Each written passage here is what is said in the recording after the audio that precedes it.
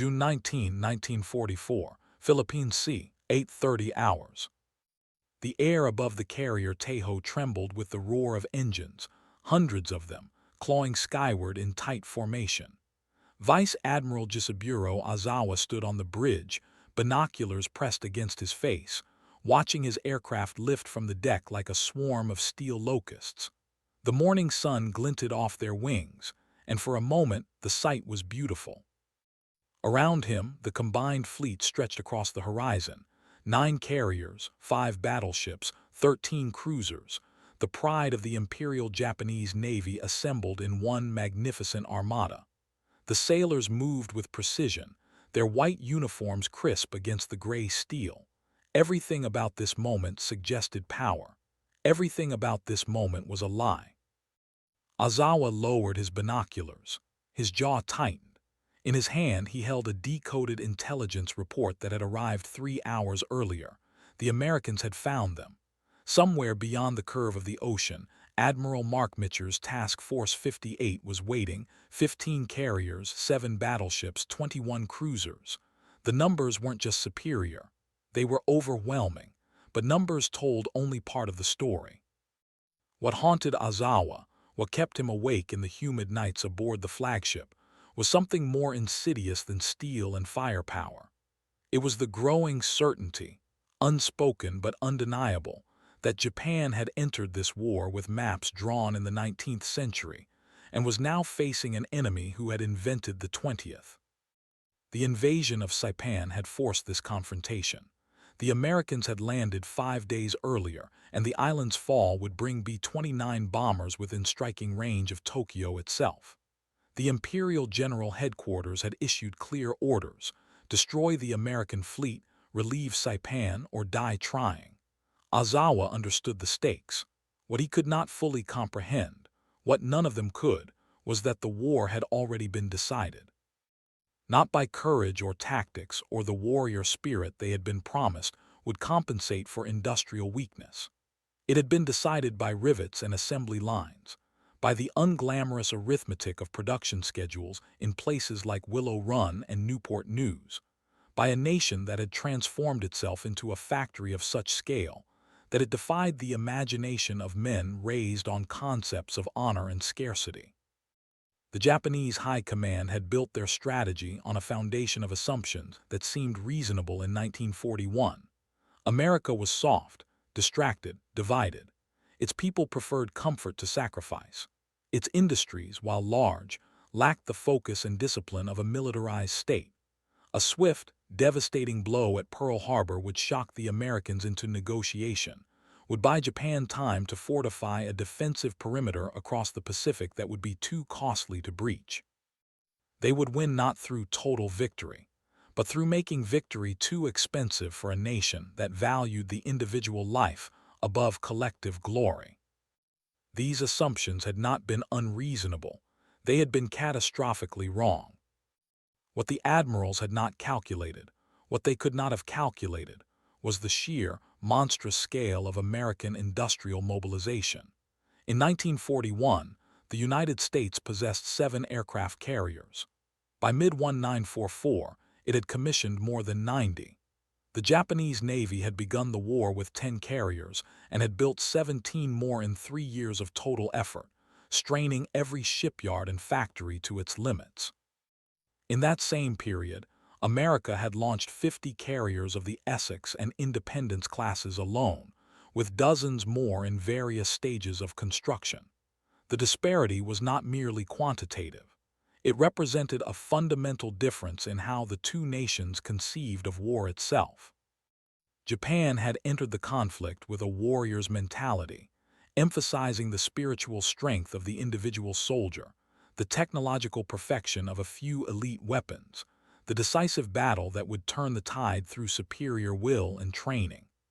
America had approached it as a logistical problem to be solved through overwhelming force and systematic attrition.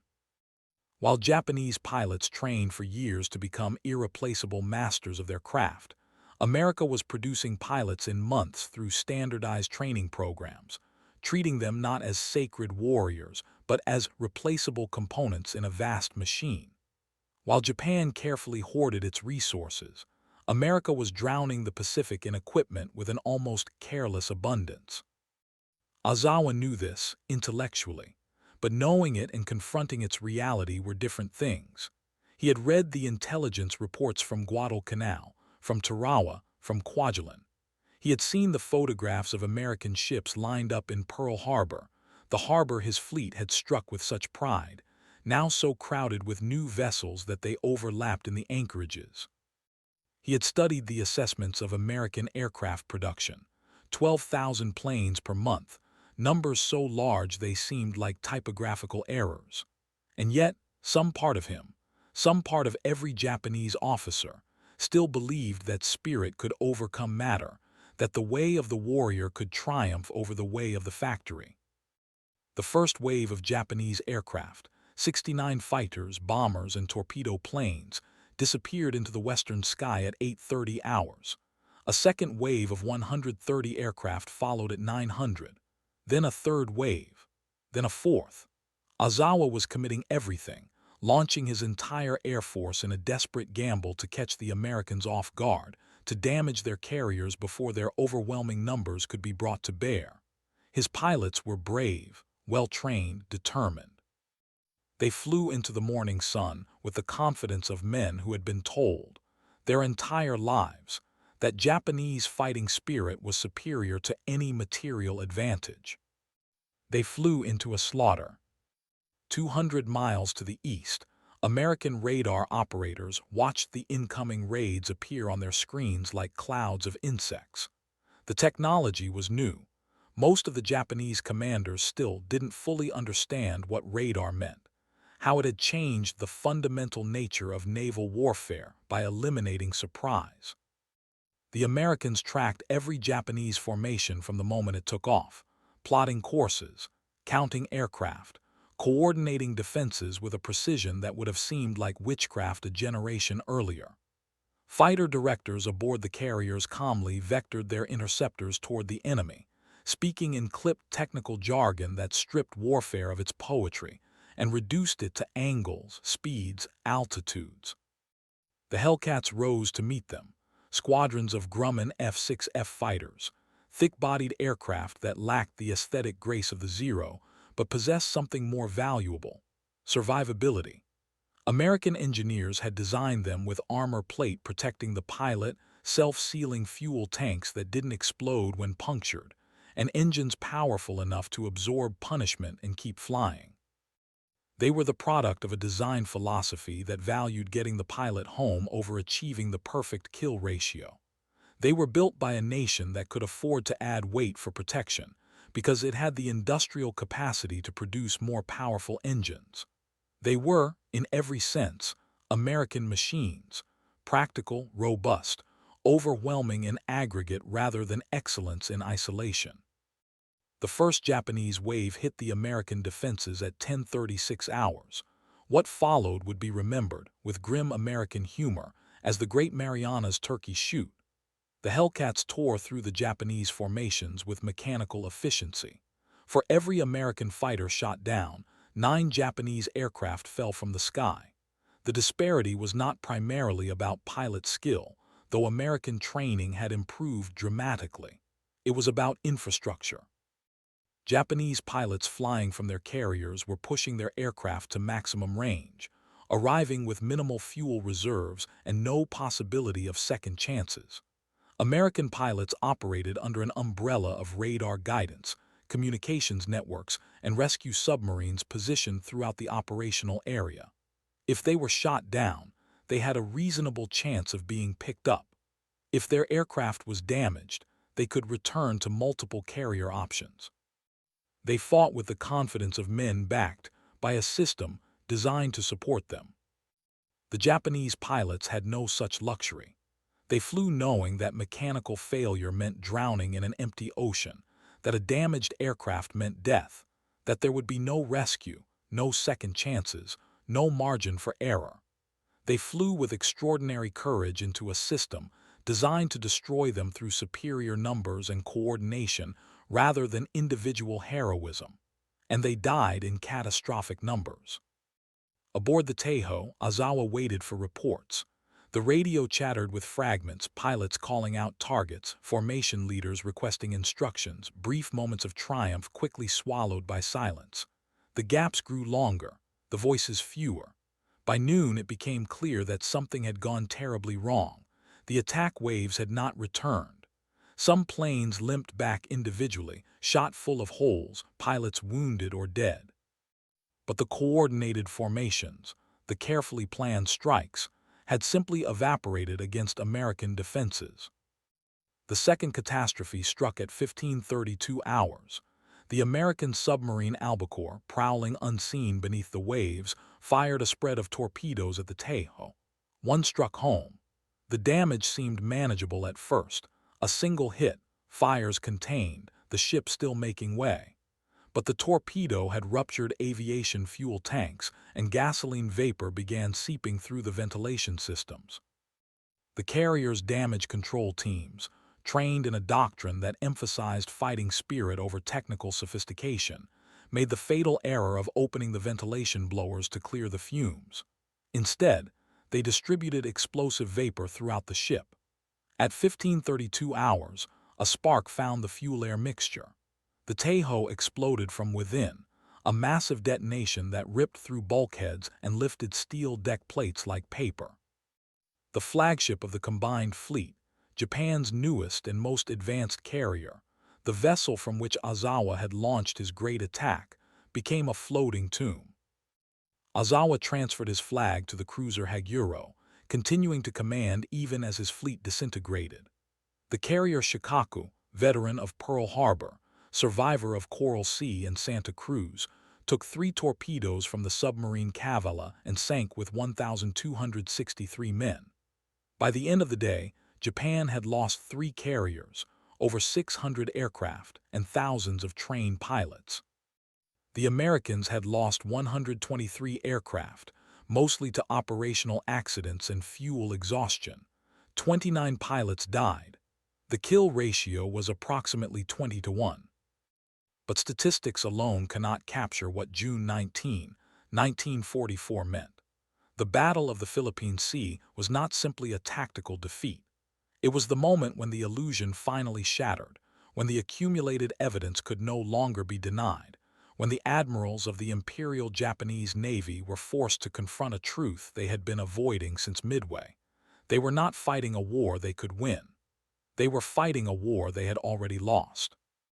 In the days that followed, as damaged ships limped back to bases and survivors were counted, a strange paralysis settled over the Japanese high command.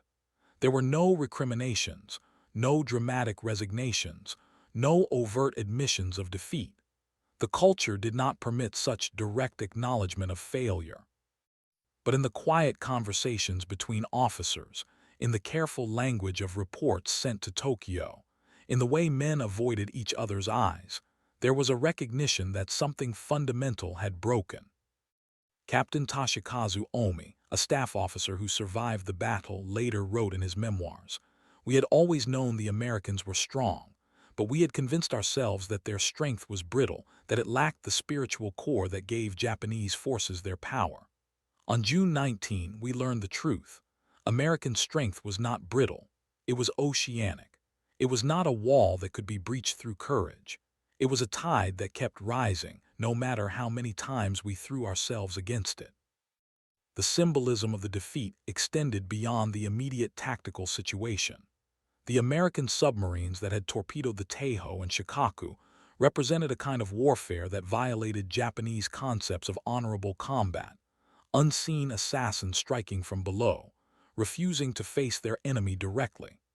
The radar that had guided American fighters represented a technological sophistication that Japan, for all its advances in certain areas, could not match. The casual American replacement of losses, new carriers arriving faster than old ones could be sunk, demonstrated an industrial capacity that made the entire concept of attrition warfare meaningless. How do you win a battle of attrition against an enemy that can afford to lose more than you can afford to damage? The Japanese strategy had always relied on the assumption of a negotiated peace. Win enough victories, inflict enough casualties, make the price high enough, and the Americans would come to the table willing to accept Japanese dominance in Asia. But what if the Americans simply didn't care about the price? What if their industrial system was so vast that losses that would cripple Japan were merely accounting entries in Washington? What if the ocean itself could be filled with American ships until there was no room left for Japanese vessels to maneuver? These were the questions that haunted Ozawa and his fellow admirals in the weeks after the Philippine Sea. They had no good answers. The warrior code they had been raised in provided no framework for understanding an enemy who fought not through individual excellence but through systematic superiority. The spiritual training that had shaped their entire worldview offered no solution to the problem of being outproduced 50-1. They had entered a war believing that Japanese steel, tempered by discipline and sacrifice, would prove superior to American abundance. They had learned that abundance, when applied with sufficient coordination and ruthlessness, was its own form of invincibility. The fall of Saipan, which the battle had been intended to prevent, became inevitable. American forces secured the island by July 9, and within months, B-29 bombers were taking off from airfields there to strike the Japanese home islands. The strategic situation that Japan's leaders had feared most, enemy bombers operating from bases close enough to strike with impunity, had materialized despite everything the Navy could do to prevent it. The combined fleet, once the instrument through which Japan would secure its empire, had become a wasting asset, its carriers empty of aircraft, its fuel tanks running dry, its doctrines obsolete against an enemy that had fundamentally changed the nature of naval warfare. In September 1944, Admiral Ozawa was reassigned to command the 3rd Carrier Division, a hollow title, as Japan had virtually no operational carriers left and almost no pilots to fly from them. He would lead what remained of the carrier fleet in one final operation at Leyte Gulf in October, serving as a decoy to draw American carriers north while other Japanese forces attempted to destroy the invasion fleet. The plan worked tactically. The Americans took the bait, but achieved nothing strategically. Ozawa's carriers were sunk, and the invasion succeeded anyway. It was a perfect metaphor for Japan's entire strategic situation. Even when Japanese forces achieved their immediate objectives, it changed nothing about the fundamental trajectory of the war. What the admirals had realized on June 19, 1944, was not simply that they were losing. Losing was something they had prepared for psychologically, something that fit within their framework of honorable defeat. What they realized was that they had been wrong about the nature of modern war itself. They had believed that warfare remained, at its core, a contest of wills, of training, of moral fiber. They had believed that a smaller nation with superior spirit could defeat a larger nation that lacked cohesion and purpose. They had believed these things because their entire culture had been built on these beliefs, because the alternative, that war was simply mathematics, logistics, industrial output, was too bleak to contemplate. The American pilots who shot down those Japanese aircraft on June 19 were not superior warriors. Most were in their early 20s, hastily trained, motivated more by wanting to get home safely than by any particular ideology. What made them effective was not their individual excellence but the system that supported them, the radar that told them where to go, the radios that let them coordinate, the armor that kept them alive when they made mistakes, the rescue submarines that fished them out of the ocean when they were shot down, the industrial base that replaced their aircraft faster than Japan could destroy them. They were not samurai. They were components in a machine, and the machine worked. Sitting in his cabin aboard the Haguro on the evening of June 19, Ozawa composed his report to the Naval General Staff.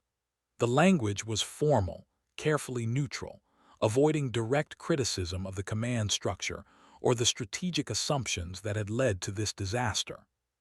But between the lines, for those who knew how to read such documents, the message was clear.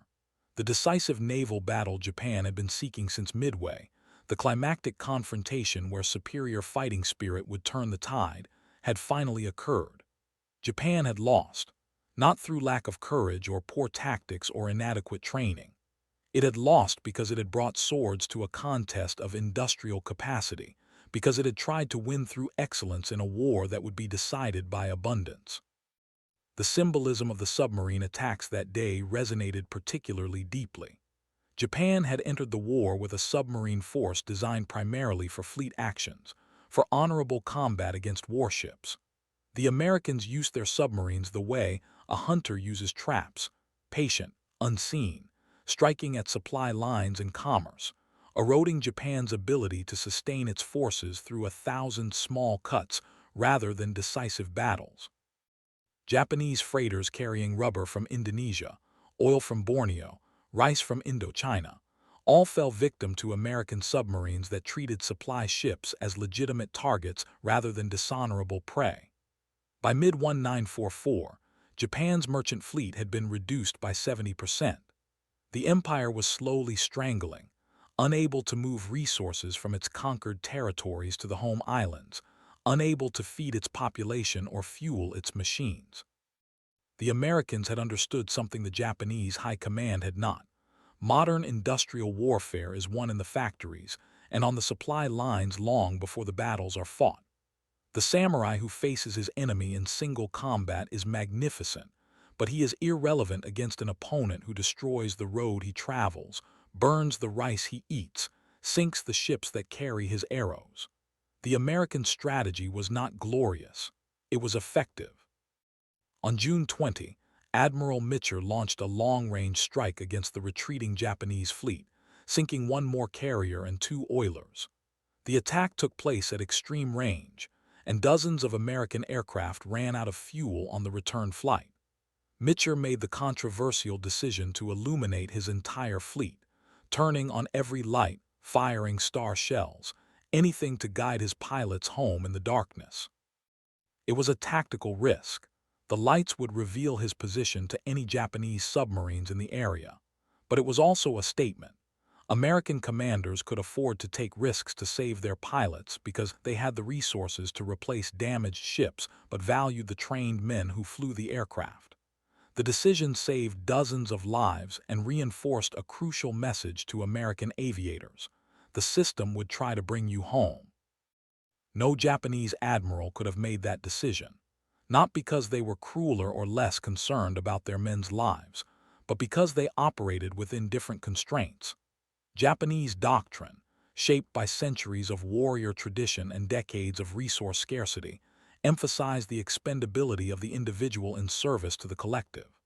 Pilots were expected to succeed in their missions or die trying, and the infrastructure to recover those who failed simply didn't exist. This was not primarily a moral failing. It was an adaptation to reality.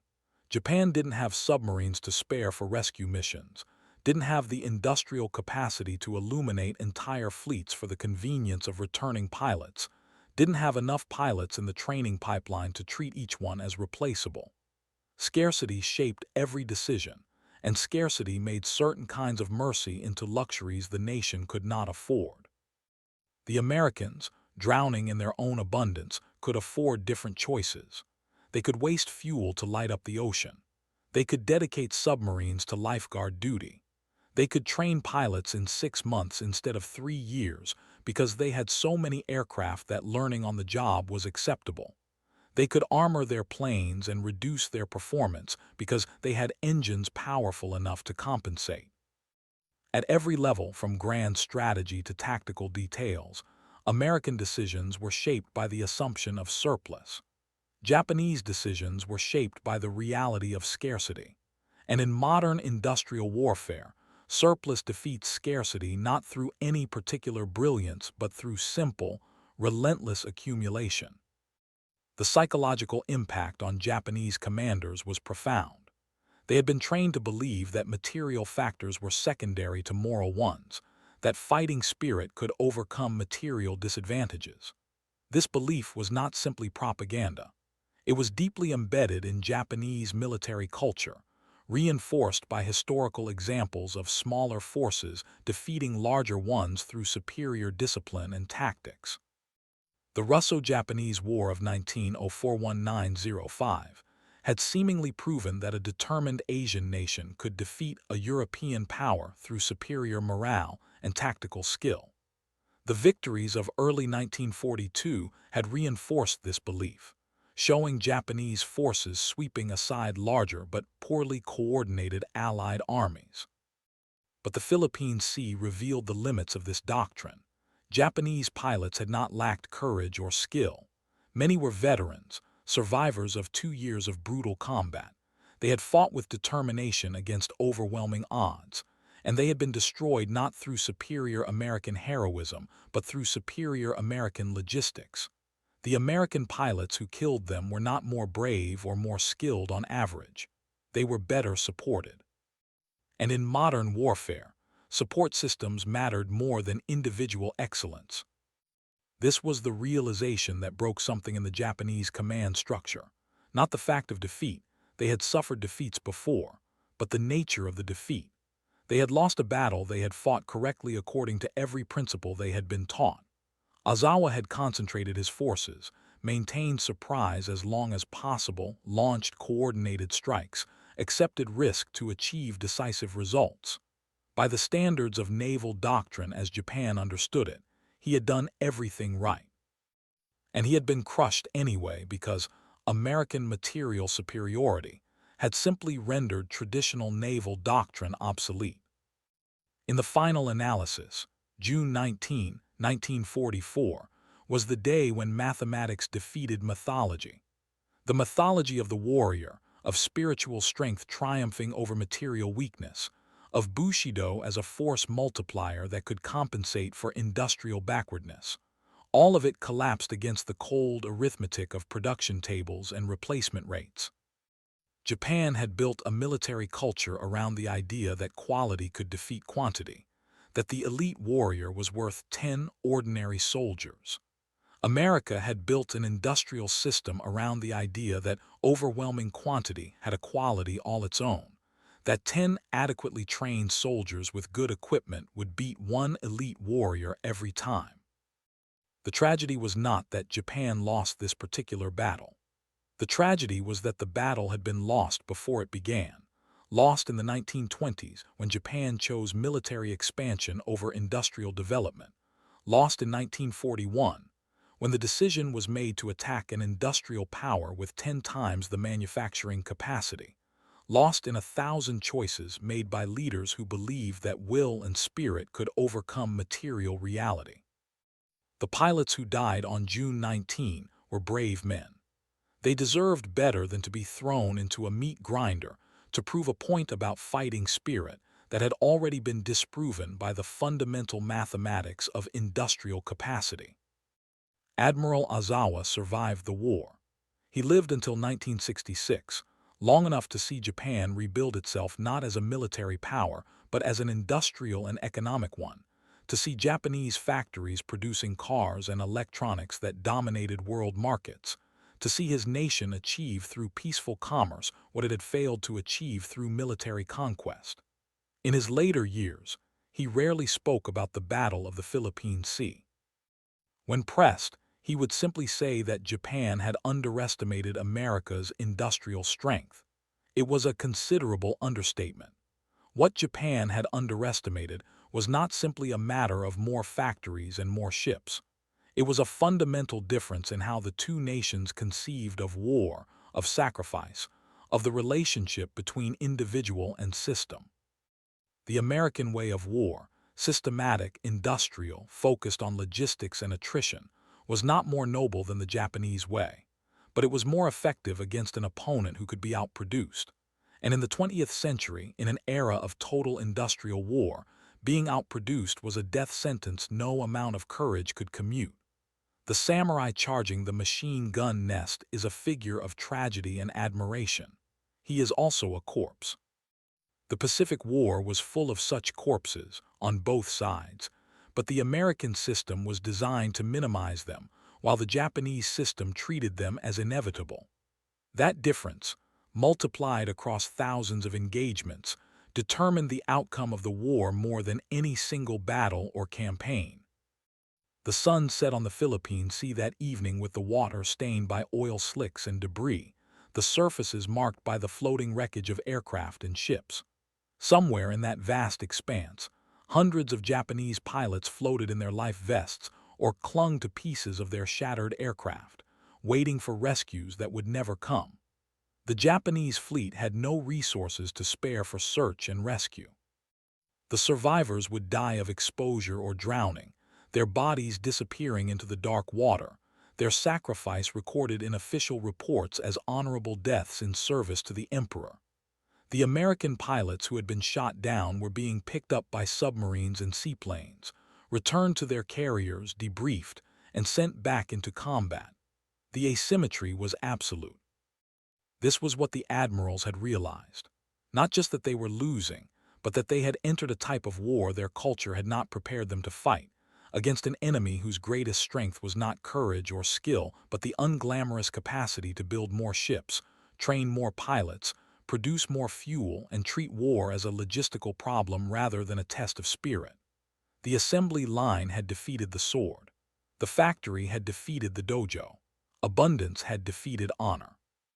Not because abundance was more honorable, but because in modern industrial warfare, honor was a luxury that could be afforded only by those who had already achieved material superiority.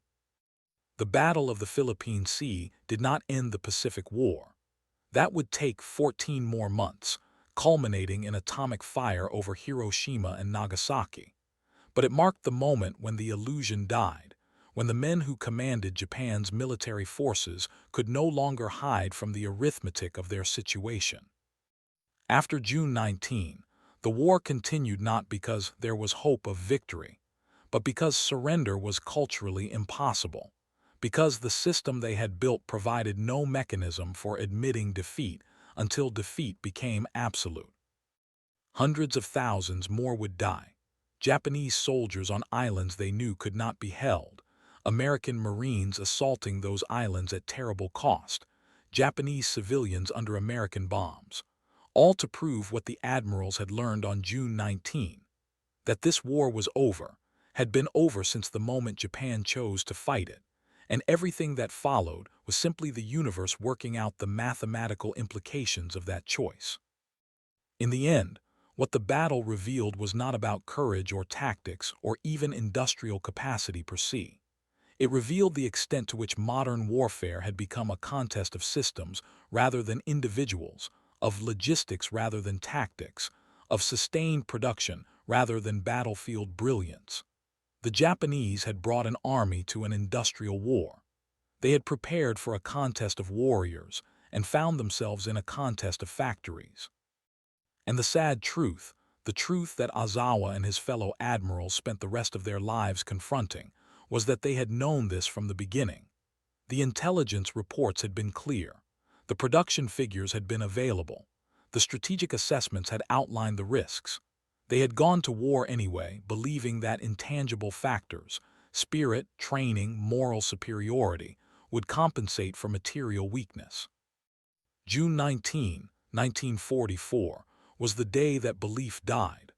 Not dramatically, with speeches and ceremonies, but quietly, in the minds of men watching radar screens and counting aircraft that did not return, adding up numbers that did not add up to anything but defeat. It was the day the Pacific was lost not through any particular tactical failure, but through the simple, inexorable logic of industrial war, through the realization that they were fighting an enemy who could afford to lose more in a day than Japan could produce in a month, who treated carriers as commodities and pilots as replaceable parts, who had transformed war itself from an arena of heroism into an exercise in mass production. The sun rises again always on the Pacific. The water that swallowed those aircraft and pilots has long since given up its dead, has been crossed by countless ships on countless peaceful voyages. But the lesson remains, inscribed in the loss ratios and the kill counts and the quiet despair of commanders who learned too late that their doctrine had become obsolete before the war even began. Courage matters. Skill matters. Training matters. But in the 20th century, in the age of industrial total war, logistics matters more. And the nation that forgets this, that builds its strategy on assumptions of spiritual superiority or tactical brilliance, will learn the same lesson Japan learned in the Philippine Sea.